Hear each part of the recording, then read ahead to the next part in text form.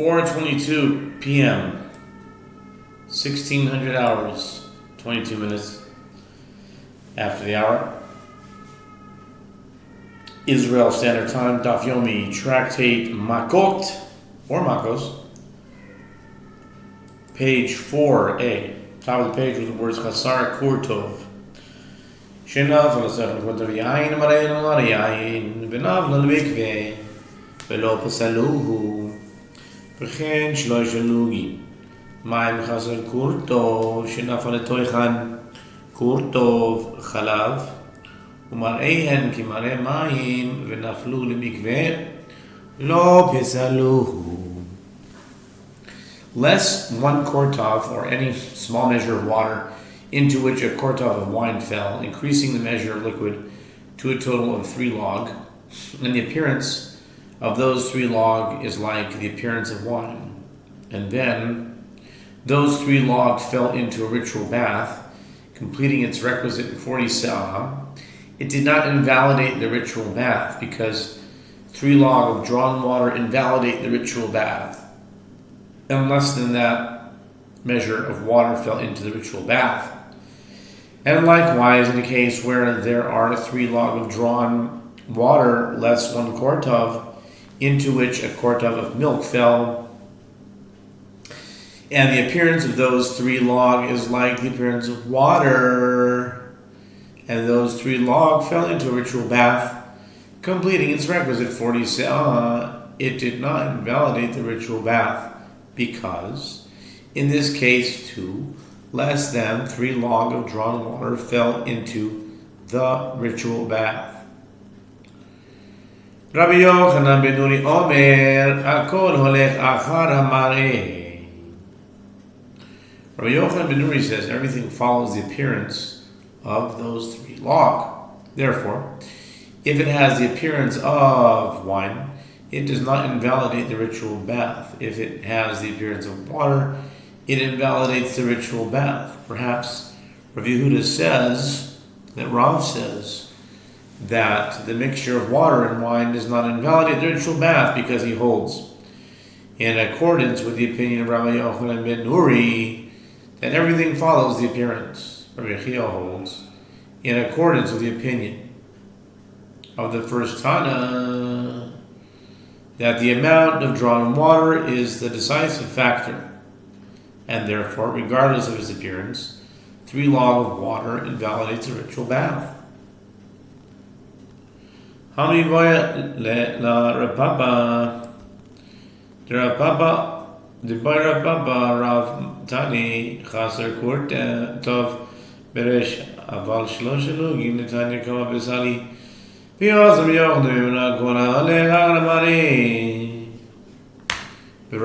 Omer Rabbi Yochanan ben Nuri.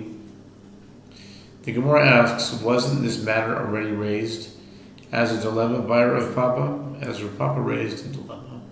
There are 2 ways to explain the Mishnah.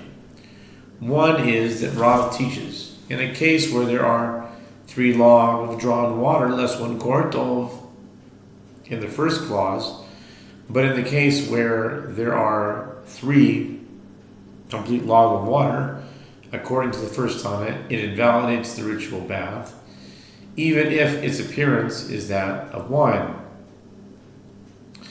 And Rabbi Yochanan ben Nuri comes to say, everything follows the appearance, meaning that even in that case, if its appearance is that of wine, it does not invalidate the ritual bath.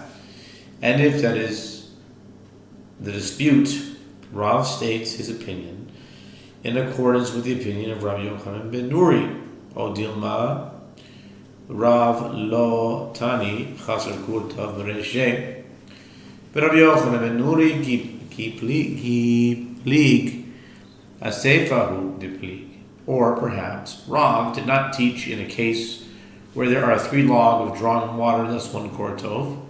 In the first clause of the Mishnah, rather he taught in a case where there are 3 complete log of water into which a kortov of wine fell, according to this version of the Mishnah, even the first Tana agrees that if its appearance is that of wine, it does not invalidate the ritual bath. And when Rabbi Yochanan ben Nuri disagrees, it is only with regard to the latter clause that he disagrees. In the case of 3 log of drawn water less 1 quart of, into which a quart of milk fell, and the appearance of those 3 log is like the appearance of water.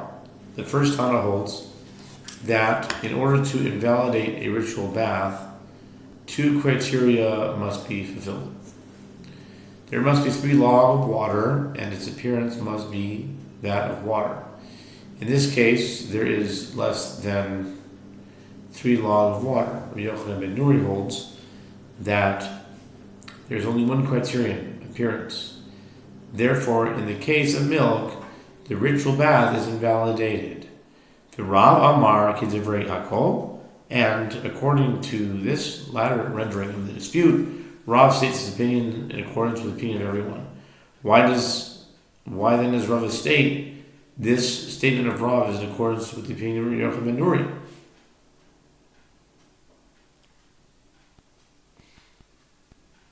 Rav Papa Miboyle, Rav Pshitale. The answer is this is not difficult, as although for Rav Papa there is a dilemma how to interpret the Mishnah. For Rav it is obvious. Amar Rav Yosef lo shemiya li hashmaita. Amar Abaya at amrit la nehalan behachi amrit nehalan derav la tani chaser kur tav bereshe. Rav Yochanan zeva plig. The Rav Delmar Kidivrei Hakol. Apropos this discussion, the Gemara relates that Rav Yosef said, I did not hear this halacha with regard to the dilemma whether the first clause of the Mishnah includes the phrase less 1 quart of. Abaye said to him, you said it to us, but you forgot due to your illness. And this is what you said to us. Rav did not teach less 1 quart of in the first clause of the Mishnah. Rabbi Yochanan ben Nuri disagrees only with regard to the latter clause, and it is Rav who states his opinion in accordance with the opinion of everyone. Amar Yehuda Amar Rav Chavit v'lei amayim shenafel yam hagedol hatov l'sham lo asa lo tvila chashin v'shlosh login shlosh yu b'mkom echad v'davka l'yam hagedol deka v'kaima aval nehar b'alma lo.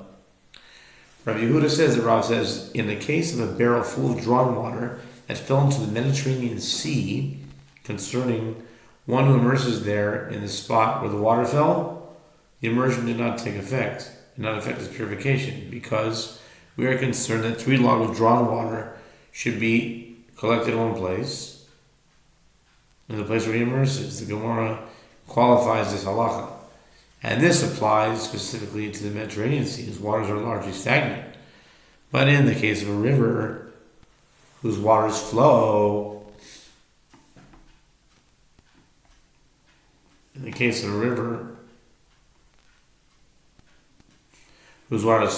this halacha does not apply, as the water from the barrel will immediately intermingle with the river water. Okay.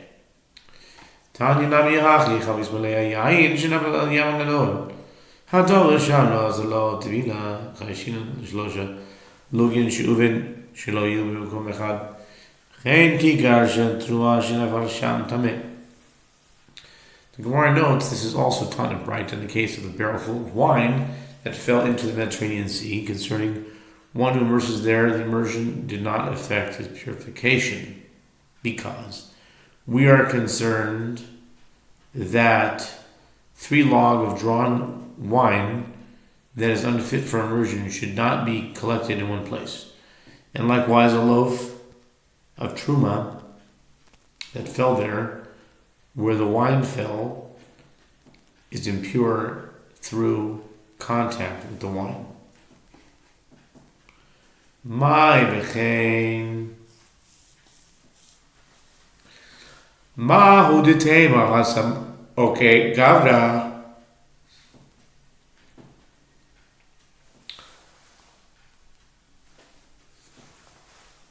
Gavra achezke. Hacha okay teruma achezke. Ka mashma lan. The Gemara asks, what is added by the clause introduced with the term and likewise? The concern is that the wine remained in one place and did not intermingle with the seawater. Ostensibly, that concern applies to halachot of ritual impurity. The Gemara answers, lest you say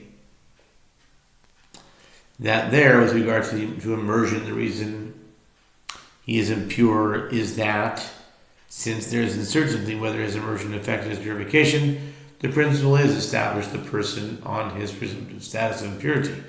But here, in the case of a loaf of truma, since there is uncertainty whether it was rendered impure, the principle is establish the truma on its presumptive status of purity. Therefore, the truma of the Braita teaches us that the concern that the loaf touched the wine is substantial to the extent that it prevails even over the loaf's presumptive status of purity. And that concludes the Gemara. And now for the Mishnah. New Mishnah. Me'idin anu mishploini shechayu dechaveru b'sayim zuz v'dim zezoyim miloikin ushalmin shilo yashem amevin idei Makos mevin idei tashlumin divrei Rabbi Meir chachamim oimrim kol hamishalem min Elohikim. If witnesses said, we testify with regard to a man called so and so that he is liable to pay another person 200 dinars, and they were found to be conspiring witnesses, they are flogged, and they pay the money that they sought to render him liable to pay. Why do they receive two punishments? It is due to the fact that the source that brings them to liability to receive lashes is not the source that brings them to liability for payment. This is the statement of Meir. And rabbis say anyone who pays as a punishment for transgression is not flogged for that same transgression. Makes sense. Me'idin anu bishploini shu chayav Makos harbaim.